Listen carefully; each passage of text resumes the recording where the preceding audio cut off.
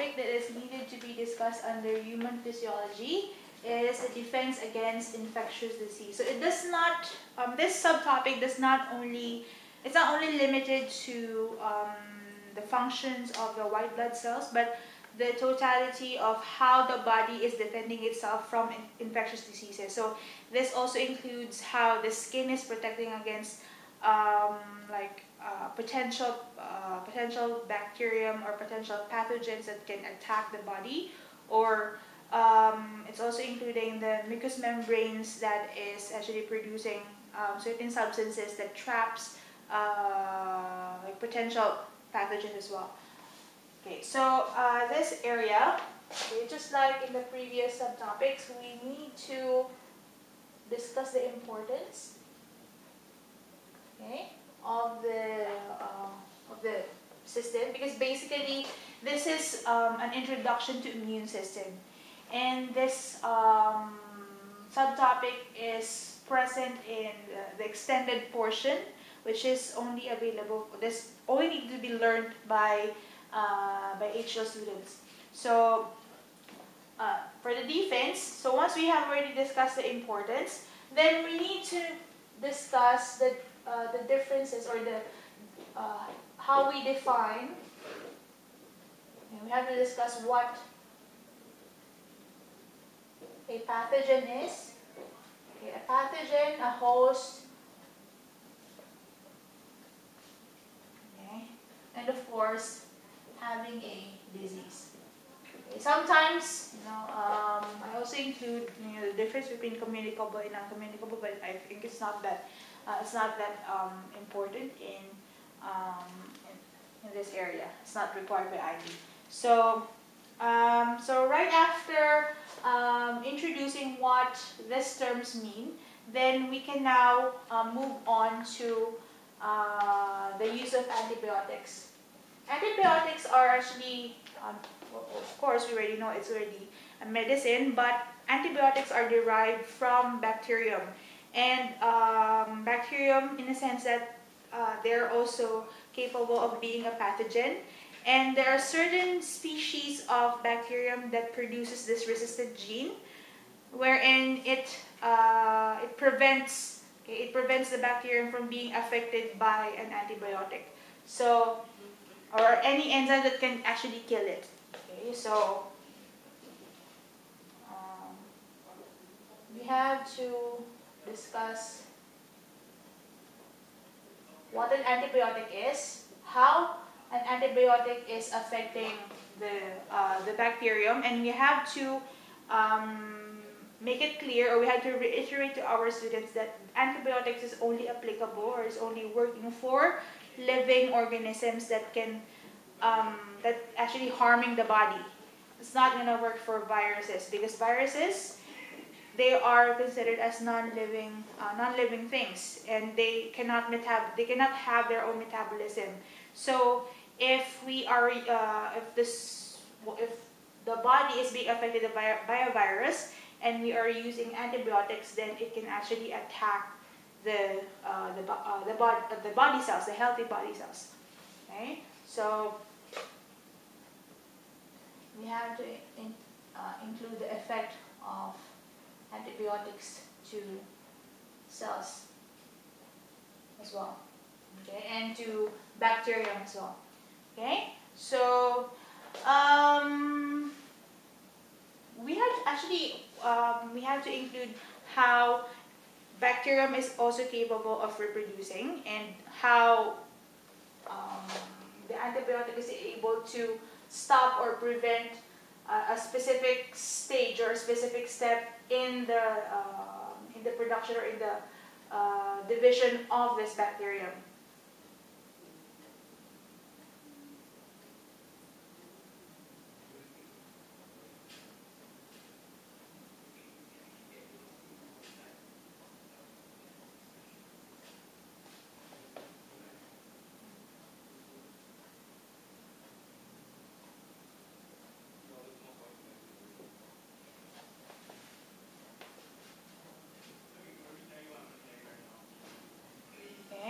So right after discussing the use of, or actually the function of antibiotics, we have to discuss the other line of defenses.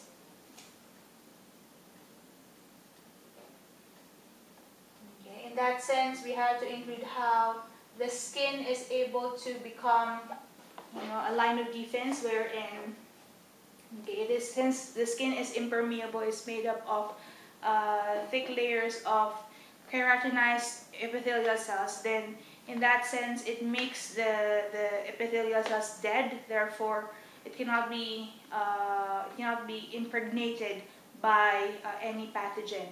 Okay? So we have to include how the mucous membrane is also working, okay, just like the skin, but this time, okay, this is only occurring in the ventilation system, okay, wherein the mucous membranes produce mucus, and a part of it, some of the cells in the mucous membrane also include ciliated cells. So the ciliated cells, the cilia of the ciliated cells it keeps on moving. Therefore, it actually moves the cilia. It moves the mucus that is being produced by goblet cells, which traps the foreign matter that has managed to enter the body. Okay, so we can also include the acid that is being produced in the stomach. Okay, and last but not the least, we have to include the leukocytes, or the white blood cells. Okay, so the white blood cells, they are the one of the blood cells that is being used for defense. So we have to indicate that leukocytes has two different kinds. We have the phagocytes and the lymphocytes. So once we have identified the difference between this, of course, we have to indicate like how they're actually functioning in the body. So in the case of phagocytes, they are the ones who are capable of engulfing foreign matter, so that, or engulfing a pathogen. In that sense, it is not able, whenever a pathogen is going to be engulfed by a pathogen, then it's not able to affect any cells. Okay, so the lymphocytes, on the other hand, these are the cells that are capable of producing antibodies, more specifically in the B cell. So whenever we want to indicate on which, we want to further give detail on the types of lymphocytes, such as the B cells and the T cells, these are actually only required to be learned in the HL part, okay, which is only for HL students. So okay, so right after this, okay, once we have differentiated the two types of leukocytes, we have to indicate how a phagocyte is working. Okay, so we have to indicate how the phagocyte is able to move towards a specific pathogen, and how it is able to neutralize the pathogen. Okay, so the next area. Okay, so once we have already discussed phagocytic action, then we need to discuss about immunity. So in the case of immunity, of course, this is when a body has is already able to distinguish any non-self substance from a self substance. So anything that can actually harm the body, therefore there is a necessary antibodies that are going to be produced. So here we need to introduce the terms antigens, okay, and antibodies. Okay, so of course we need to differentiate the two for our students. So Okay, so once we have already differentiated antigen and antibodies, we have to relate how we are able to achieve immunity in this sense. So once we have already discussed their differences, now we can move on to the antibody production. We are able to achieve immunity. Our body is able to achieve immunity. It's because of antibody production. Okay, so we just need to like um, explain, not in total detail, because the detailed part is actually found in the extended part, which is for HL students. So we just need to discuss how an inactive lymphocyte is going to be activated, okay, in the presence of, okay, how it is going to be activated in the presence of the pathogen. Okay, so once the lymphocyte has been activated, it will undergo cell division. Okay. Okay, and then we call this repeated cell division as the clonal selection, wherein this actually will just just production of a lot of plasma cells, or a lot of clones of the original active lymphocytes, which will later on produce the antibodies, which is like Y shape.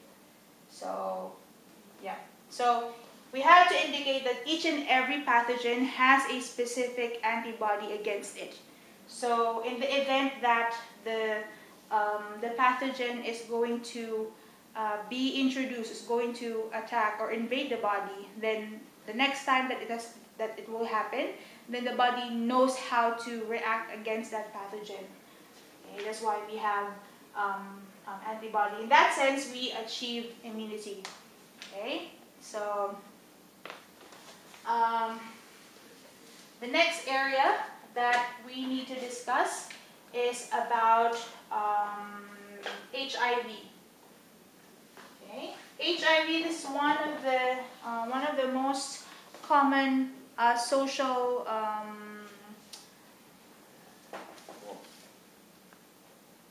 medical. How do I say this? So I think it's one of the most commonly occurring diseases nowadays that is actually still uncurable.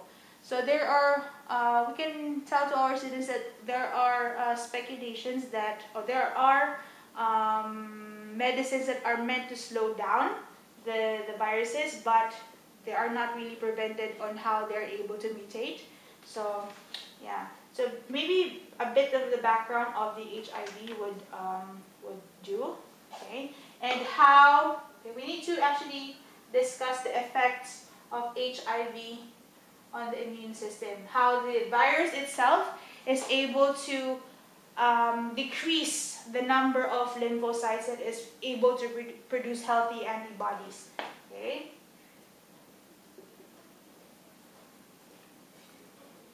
Okay, so right after the discussing the effect of HIV on the immune system, it will lead to AIDS. So, of course, we have to indicate the causes of AIDS, okay, how it is being transmitted, and the social implications of AIDS. Okay.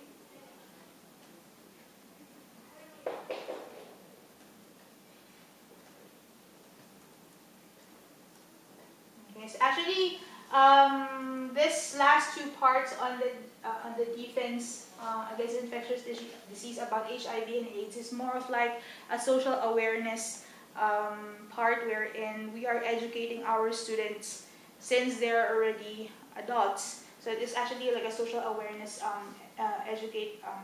education, wherein it's a more scientific approach on how the virus is able to be transmitted from one person to another. So that will be it for defense against infectious disease. More of more details will be discussed later on in the 12th chapter.